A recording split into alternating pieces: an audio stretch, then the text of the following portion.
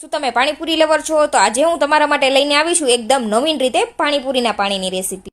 જો મારી આ રીતથી તમે પાણી બનાવી લીધું તો તમે લારીની પાણીપુરી તો ભૂલી જ જશો. તો એક સિક્રેટ મસાલો બનાવવાનો છે, તો તેના માટે એક પેન લેવાની છે. પેનની અંદર આપણે ધાણા, આખું જીરું, વરિયાળી અને 2 સૂકા મરચાં લેવાના. જે અહીં કાશ્મીરી લીધા છે, તમે કોઈ પણ મરચાં લઈ શકો છો. હવે તેને ઠંડુ થવા દેશું. ત્યાં સુધીમાં આપણે થોડું પાણી ગરમ કરવાનું છે. તેની અંદર આપણે આંબલી ઉમેરવાની છે અને આંબલીથી ડબલ ગોળ લેવાનો છે અને સારી રીતે મિક્સ કરીને 5 મિનિટ માટે તેને ઉકાળી લેવાનું છે. પછી તેને 10 થી 15 મિનિટ માટે ઠંડુ થવા રાખી દેવાનું.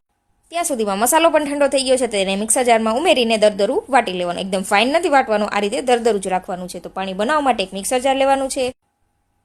તેની અંદર આપણે સૌથી પહેલાં મરચાં લેવાના છે. એક મોડું મરચું અને એક તીખું મરચું લીધું છે. 1 ઇંચ આદુનો ટુકડો જેટલો આપણે કોથમરી લઈએ એનો અડધો ફુદીનો લેવાનો છે. કોથમરી આ રીતે દાંડી સહિત જ લેવાની છે. 1 લીંબુનો રસ ઉમેરી દેવાનો છે અને થોડા બરફના ટુકડા ઉમેરવાના છે અને ફાઇન પીસી લેવાનું છે. બરફ ઉમેરવાથી પાણીનો કલર આ રીતનો ગ્રીન જળવાઈ રહ્યો રહેશે.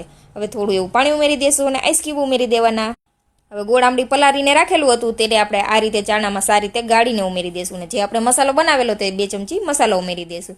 1 ચમચી સંચર પાવડર, અડધી ચમચી ભોજનો બ્લેક પેપર પાવડર, અડધી ચમચી ભોજનો ચાટ મસાલો, 1 ચમચી આમચૂર પાવડર ઉમેરી દેવાનું. સાથ તે મિક્સ કરી દેવાનું અને એકદમ બજાર જેવો ફ્લેવર આવે તેના માટે આપણે ભોજનો પાણીપુરી મસાલા લીધો છે તે 2 ચમચી ઉમેરી દેશો. સારી રીતે મિક્સ કરી દેવાનું છે. તો તૈયાર છે ચટપટું આપણું પાણીપુરીનું પાણી. આ પાણીને 2 કલાક માટે ફ્રીઝરમાં ઠંડુ થવા માટે રાખી દઈશું. પછી આપણે સર્વ કરીશું. તો અહીં આપણે બટેકા ચણાનો મસાલો લીધો છે.